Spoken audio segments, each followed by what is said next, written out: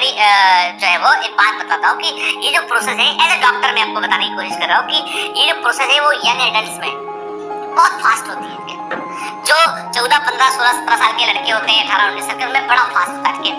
And sometime what they feel, sometime they get worried about कि रात को सो रहे थे, सोते में जो है वो सीमेन रिलीज हो गया बाहर, नाइट फॉल बोला उसको, ठीक है, कि रात में जो है वो सीमेन रिलीज हो गया।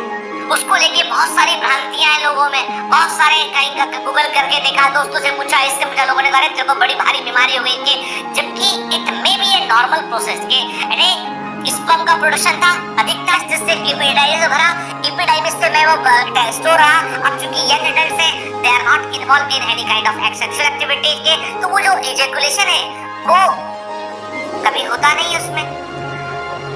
At that time they get store somewhere, और उसके बाद क्या होता है, समटाइम जो है वो फिर बॉडी जो है वो कई बार सब जो है दे में बी इन ए ड्रीम के, तो उसके चलते जो है वो कई बार इजैकुलेट जो है वो बाहर निकल जाता है। तो उसको लेके बहुत सारे लोगों ने मिथ बना रखे, ये सब ऐसा, ये बीमारी हो करके, वो सब गलत है कि लोगों का करोड़ों अरबों रुपए का धंधा चल रहा है इसको लेके। देयर आर सो कॉल्ड जो डिग्री लिए बगैर जो लोग जो है वो सेक्स स्पेशलिस्ट बने हुए हैं, वे इसको बड़ी बीमारी बताकर इसका इलाज करते हैं, ठीक है। फिर एक बड़ा क्वेश्चन और पूछा है कई लोगों ने, जो मैंने कहा ना कि देखिए what I am talking about in this platform and this lecture is all this medical science, all the biology के।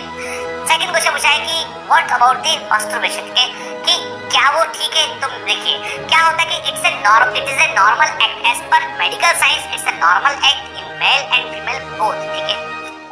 But anything that is excessive may be harmful to your psychological health. Clear? You got my point? कि psychological health के लिए चीजें बुरी हो सकती हैं, मनोविज्ञान के लिए। बट ऐसे हम बात करें physical body point of view से बात करें, मेडिकल साइंस के पॉइंट ऑफ व्यू से बात करें, तो दे आर नॉट हार्मफुल, ठीक है।